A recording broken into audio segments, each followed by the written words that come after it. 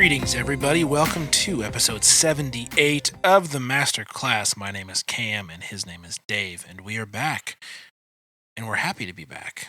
Yes, we are. Yes. That wasn't forced, I promise. We really are. We really are happy to be here.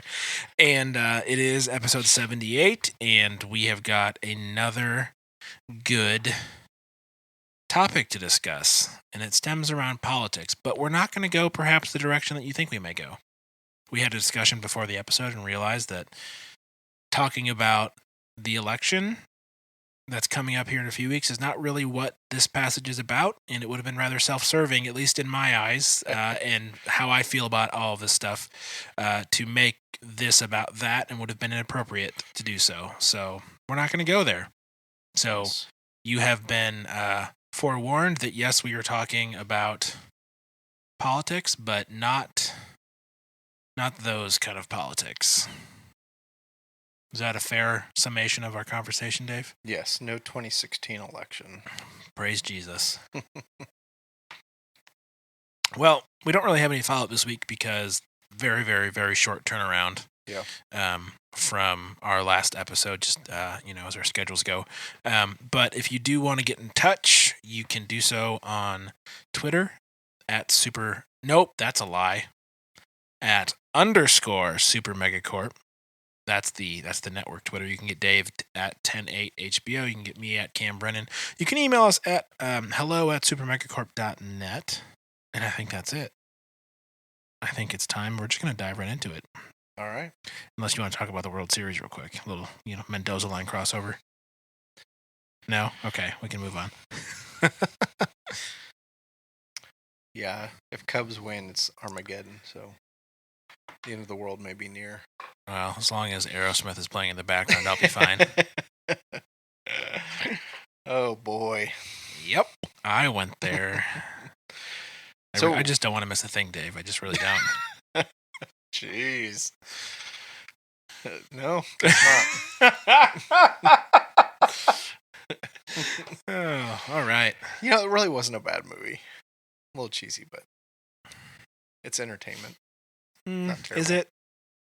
It's predictable, but it's entertaining. It's not. I'm okay with it. I mean, it wouldn't be at the top of my list, and I wouldn't go out of my way to watch it, but Yeah, we're definitely not going to talk about it on It's a Trap, that's for sure. no. But I will say this. I watched it when I was on a missions trip in Haiti. Okay. So, it's good. All right. Now I have that song stuck in my head. I kind of do too. And Okay. I'm really tempted to sing it right now. No, but I'm not Okay, going to do that. we're gonna read the Bible now. All right. So Matthew 22:15 from the ESV. Then the Pharisees went and plotted how to entangle him in his words, and they sent their disciples to him along with Herodians, saying, "Teacher, we know that you are true and teach the word of God truthfully, and you do not care about anyone's opinion, for you are not swayed by appearances. Tell us then what you think. Is it lawful to pay taxes to Caesar or not?" But Jesus, aware of their malice, said, "Why put me to the test, you hypocrites? Show me the coin for the tax." And they brought him a denarius. And Jesus said to them, "Whose likeness and inscription is this?" They said, "Caesar's." Then he said to them, "Therefore, render to Caesar the things that are Caesar's, and to God the things that are God's." When they heard it, they marveled, and they left. They left him and went away. All right. Those pesky Pharisees are plotting again. Yes. I can't help but get this mental image of them and their little, whatever a ancient, Near East boardroom looked like. They didn't have any whiteboards, so I don't know if they had dirt in the ground they would draw in, but they're scheming and throwing ideas around and, doing as they do. And they decide, okay, we're going to entangle him in his words, because that's worked out well for them thus far. So they send, I think it's funny too, they send their disciples to him along with some Herodians. They don't go to him themselves. They're like, if we go, he's going to see it coming, because he's already owned us about 7 times. So we're going to send our disciples, try and catch him off guard. They're real smart, these Pharisees. Very, very clever guys. And I love how they approach Jesus, because maybe this is hindsight, but it seems so obvious what they're trying to do by how they say it. Teacher, we know that you are true and teach the way of God truthfully. No, you don't, because you're Pharisee disciples. Secondarily, and you do not care about anyone's opinion, for you are not swayed by appearances. But our opinion is that you're the devil. And it is so butt kissy. Mm-hmm. If I can, speak very raw on such a podcast as this, but like, how could you not see through that? Yeah. Well, I'm going to go back to, our verses from last week, where basically he's talking about throwing the party, and I'm basically implying that they're not invited. For many are called, but few are chosen. And then it goes into, then the Pharisees went and plotted how to entangle him in his words. I mean, there's very much you hurt our feelings. We're gonna show you, talk to us that way. We'll entrap you. So yeah, not very sincere. I do wonder when I read it though I think they're just buttering him up. You are true and teach the way of God truthfully, and you do not care anyone's opinion, for are not swayed by appearances. Yeah, they're trying to play to this ego that they think he has. Yeah. Which, again, proves the point that they are just totally unable to read the situation in every way, right? Mm-hmm. We know that you are true and teach the way of God truthfully. If that's the case, then why are you trying to entangle him? And why are you trying to plot against him and subvert what he is trying to do? It's like these people that claim to be, of God and upholders of the law are lying to this guy's face to try and make him look like a fool in front of his followers. Yes. Which is, I don't mean to be harsh here, but the exact opposite of what they should be doing as people that say they follow God and his law. It's ridiculous. And I realize it's easy, I've said this multiple times, it's easy for me to look at them and go, wow, you're dumb. You deserve what you get. When I realize I probably do the exact same thing on a regular basis. And the double standard there is not lost on me. It's just a lot easier to see it in someone else's life, especially when it's spelled out like this for you, than it is to look at yourself and go, oh, yep, I'm that way too sometimes. Well, and just for Jesus to look at them and be like, you're hypocrites. He just right to their face, yeah, why are you doing this, you hypocrites? Yes. Yeah, everything about how they approach him is just comical. For you're not swayed by appearances, but we're playing to your ego, which is all about appearances, even though he doesn't have an ego. Yeah, they just missed the boat big time. Yes. So, let's get to the meat of this story. Tell us then what you think. Is it lawful to pay taxes to Caesar or not? This is an interesting question, because a lot of what the Pharisees get on Jesus for is what's lawful and not lawful to do, to heal someone on the Sabbath or this, that, or the other. But it's all about, the religious law and what is right and wrong as far as that's concerned. This is, this is political. This is, do you pay taxes to the people that kind of are in charge around here and took over a land that used to be ours? Yeah. So I don't know if you have thoughts on that. I just find it to be a really odd question. Well, it's they think they finally got him in there's only two options for him. Either he says, no, you don't, which, then ultimately he's committed a crime against the state. And if he says, yes, you do, then basically he's saying that the law is a higher authority than, which even in and of itself, I don't see how those things were mutually exclusive, even from their standpoint. Like, even if he had just said, yeah, you pay your taxes, like, what was the big, like, ooh, Jesus said pay your taxes. What was going to cause the crowd to because then turn they're going on to him. say, no, don't pay your taxes. The Romans are, Mhm. sinners that have taken over. I just wonder if it was an attempt to try and discredit him in front of his followers because he would stumble with a response. He would say no, and he would incite a riot, and they maybe perhaps then the government would take care of him for them. Yeah. I believe the other thing that's on this is that the inscription on there, Caesar actually refers to him like as the high priest. He refers to himself as the high priest or the son of God or something like that. The inscription on a denarius, Caesar, kind of like there's a title associated with that I can't remember, where he's kind of elevating himself to almost God status. And so I think that's probably even maybe implicit in that a little bit of you're acknowledging you're acknowledging Caesar's claim of being deity if you tell them that you're supposed to pay your taxes. So, but Jesus is Jesus. Again, if referring back to Dallas Willard and the Divine Conspiracy, if we made a list of the smartest people who ever lived, Jesus would probably not make most people's top 10. But the reality is he was he is very smart. He's God. And I think that's demonstrated in this here of just, show me the coin. And they brought him a denarius, and he said, whose likeness and inscription is this? And they refer to Caesar. So he's pretty sharp, pretty smart. Yeah. That qualifies. And it even says that they heard it and they marveled.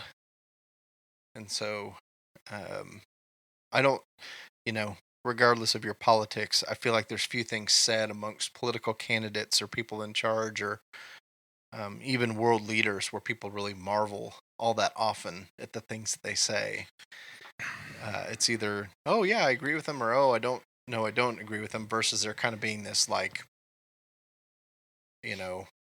awe moment of, wow, I hadn't thought of it that way. Mm-hmm. And then this time, instead of they went and plotted some more, they basically kind of left and they left him and they went away. So don't debate with Jesus. Yeah. Well, not unless you want to get a firm lesson in humility. Yeah. So, I guess my question is, they're saying it's lawful for him to pay taxes to Caesar, or they're asking, is it lawful to pay the taxes or not? Do you think there were laws? Are there laws that Jesus would say we shouldn't obey? Or are we as Christians always to obey what the law is? And thus we have arrived at the crux of this passage, right? What happens if and when the law and God's law disagree, right? Mm-hmm. And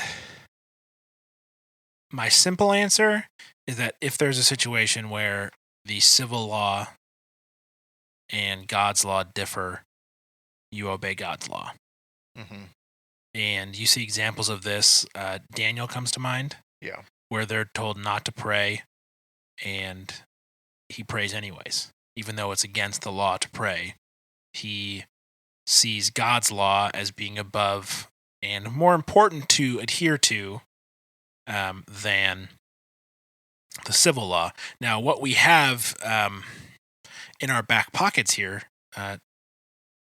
is that there's nothing in God's law that would call us to do harm to other people. Mm-hmm. So it's not like the law says don't murder and God's like, yeah, once a week just go kill someone. Mm-hmm. It's not, there's not that, ridiculous difference here. If anything, the law is going to say you can't pray, or in communist countries you can't practice Christianity, or those are some of the easy examples I can come up with where God's law would be like, no, you should pray, and you should practice your faith, and you deal with the consequences of what happens civilly.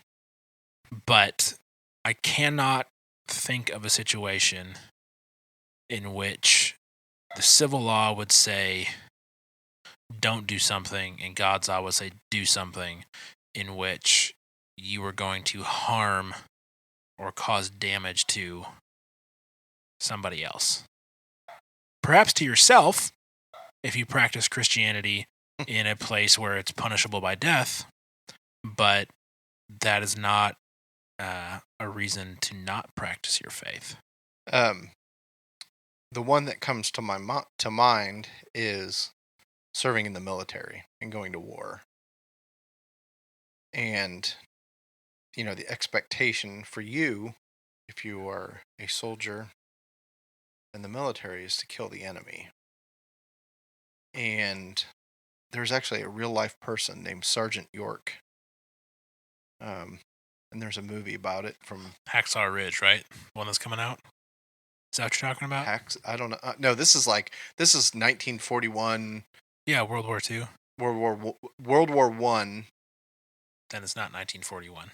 No, the movie came out in 1941 about a World War I soldier who eventually ends up being Sergeant York, but he's not a sergeant when the movie begins. But basically, his Christian faith causes him to think, I can't do this. I can't kill the enemy. And he's kind of he's definitely a Christian. I can't remember exactly the storyline, but he gets to go home to Tennessee, and he gets to spend some time sort of reflect on this, and he gets a very clear answer from God in this, and he goes back to the front lines in Europe, and he ends up capturing a bunch of German soldiers, I believe, and I don't think he has to shoot anybody, but I can't swear to that.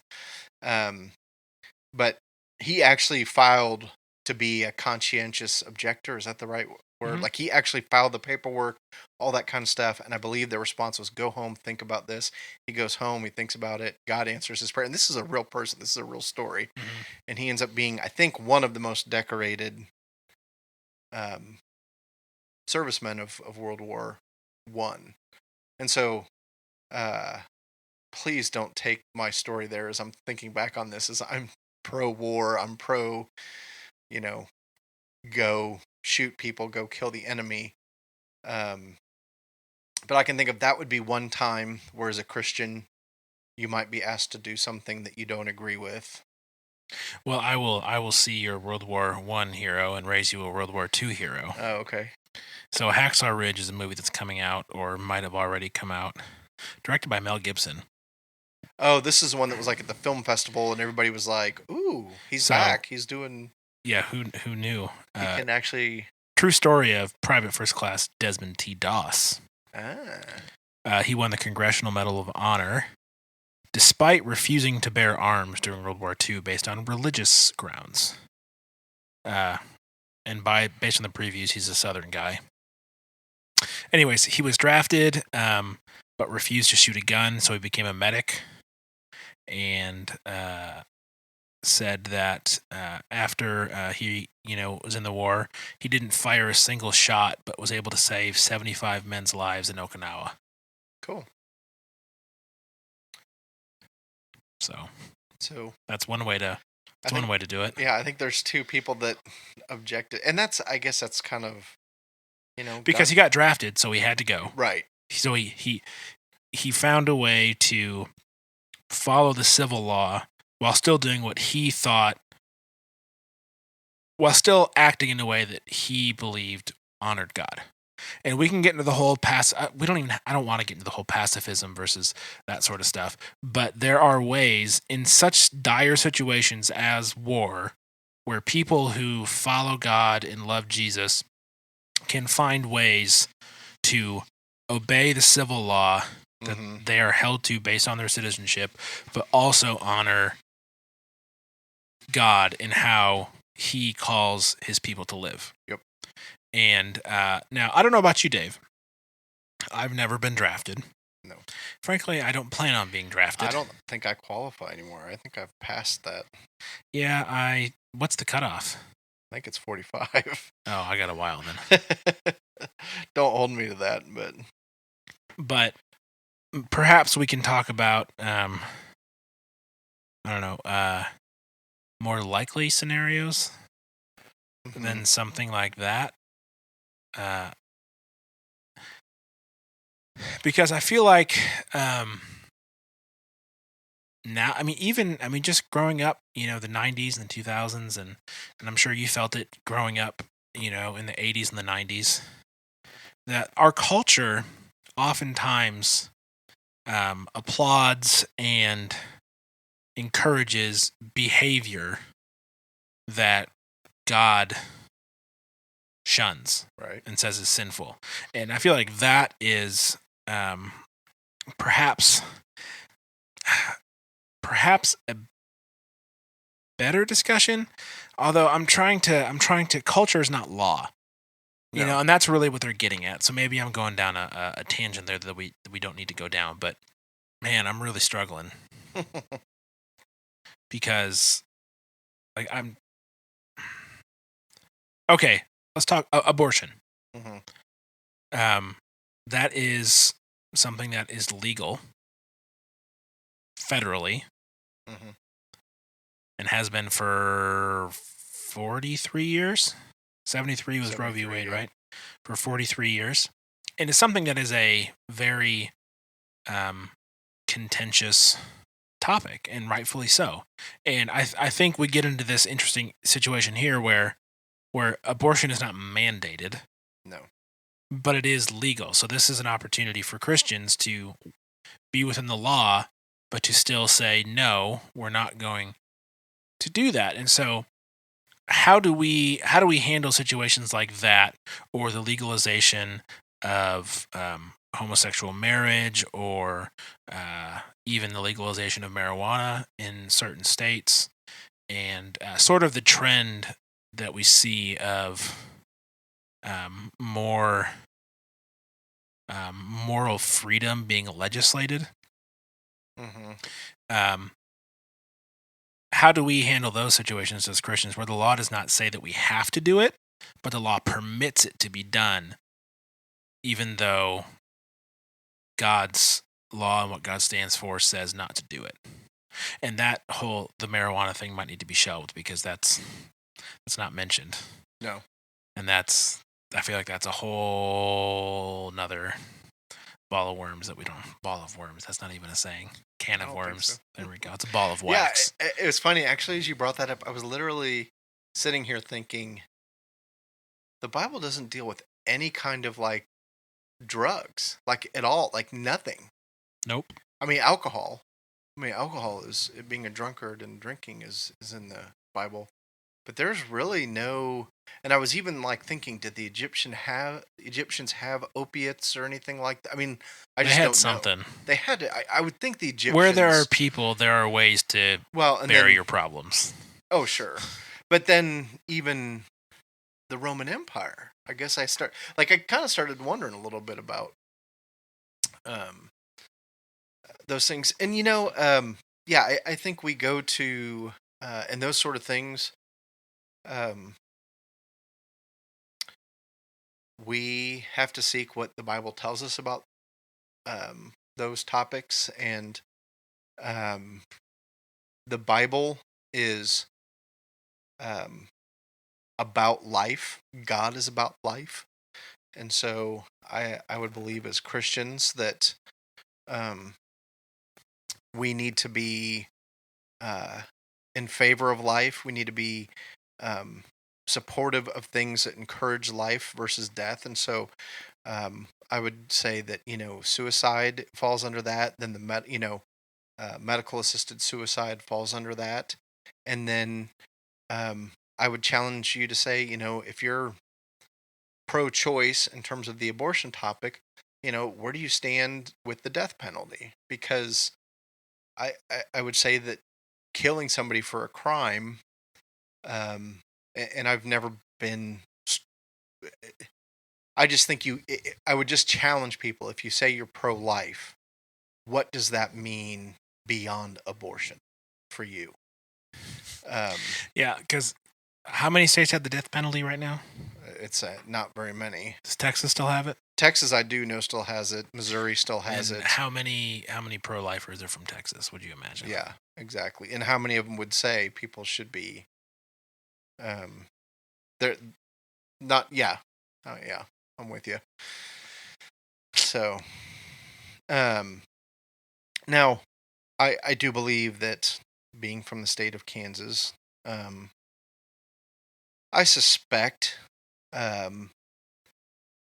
that there are crimes that could be solved if there was sort of this, you could hang the death penalty over somebody's head versus life in imprisonment.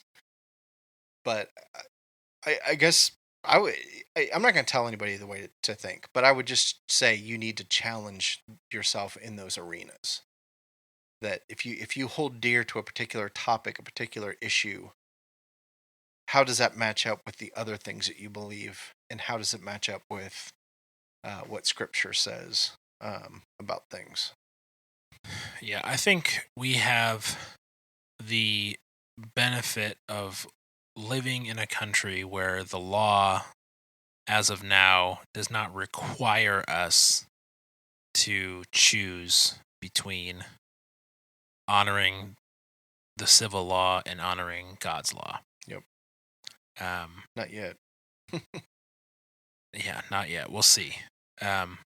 We do live in a culture that often calls us to not honor God, but not under a government that requires us to. Mm-hmm.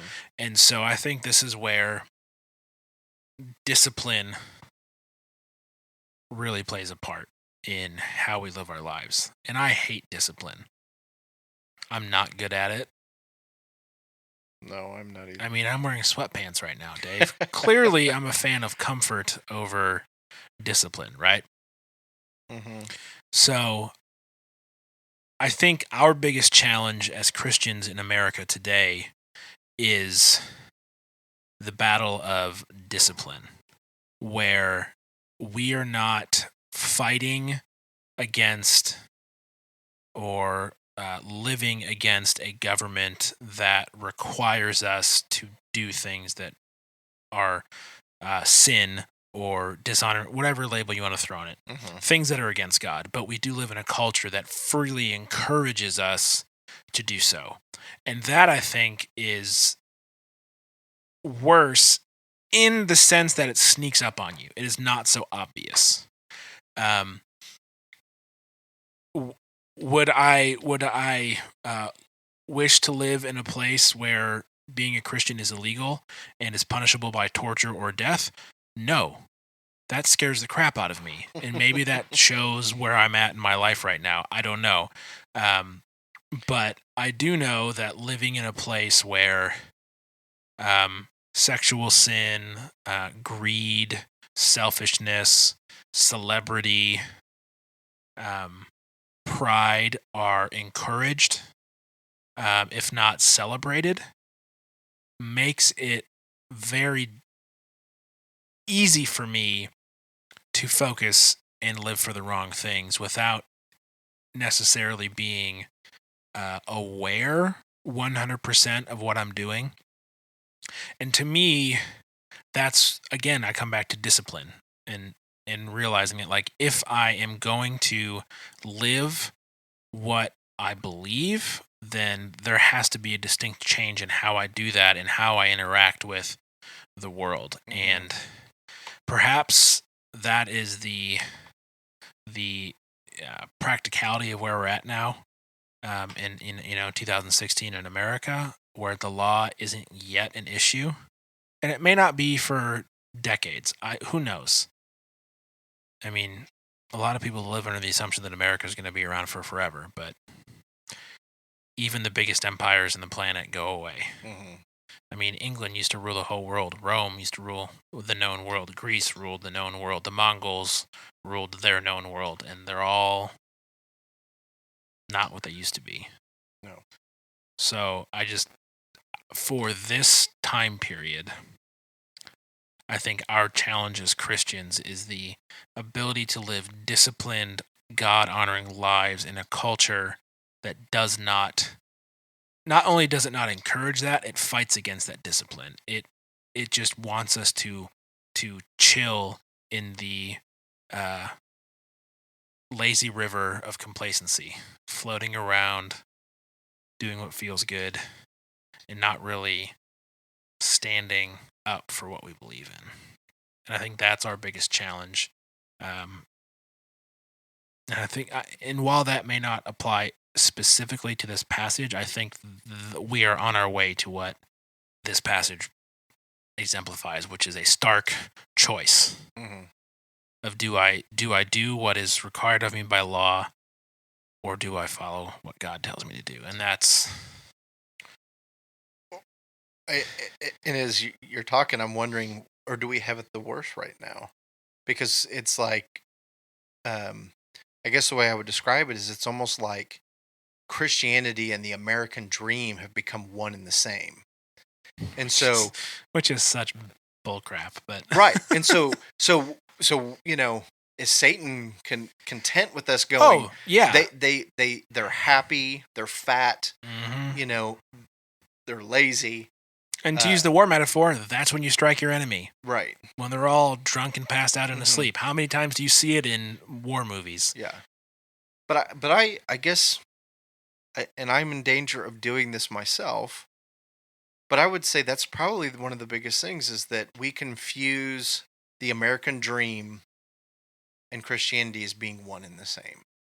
That life should be easy and we should have what we want and it's God's blessing. And I mean, that's what we just got done with in Matthew, of Jesus kind of turning the world upside down in terms of being rich does not mean you're blessed, and being poor does not mean you're blessed. We started with the Beatitudes and him coming from that concept of, blessed are the poor in spirit, for, not exactly the same as financial, but just kind of turning things upside down in terms of what matters and what doesn't matter. And, just the convenience of what we have on so many levels with so many different things. Yes, the devil is in the drive-thru, Dave. Can we make that a bumper sticker? Yeah. That's our new T-shirt this year. The devil is in the drive-thru. Not really. Drive-thrus are kind of nice sometimes, but yeah. The point is that it's in the convenience of not really. You don't have to think critically about what's going on. You just kind of float, and that's, I think, when we're at our most susceptible. Is when we don't feel like we're being challenged. We don't feel like we're doing anything wrong. We're just fitting in. That's when Satan can really kind of just start to turn you, 1 degree by 1 degree, and then all of a sudden, you're living a life that you don't recognize. Right. Oh, man, this was a depressing episode. Yes, a little bit. But we stayed away from the election, which is, makes me so happy. But seriously, you should go vote when it's time to vote. Go vote. Yes. And if the person you vote for loses, don't be a sore loser about it. That's all I'm going to say. No, read Romans 13. Which covers what we're talking about. That'll be in the show notes, along with all of our other, important things that we talked about. You can find them at supermegacorp.net/masterclass/78. And should we just call it there? Sounds good. All right, we'll be back next time. See ya. Bye. Bye.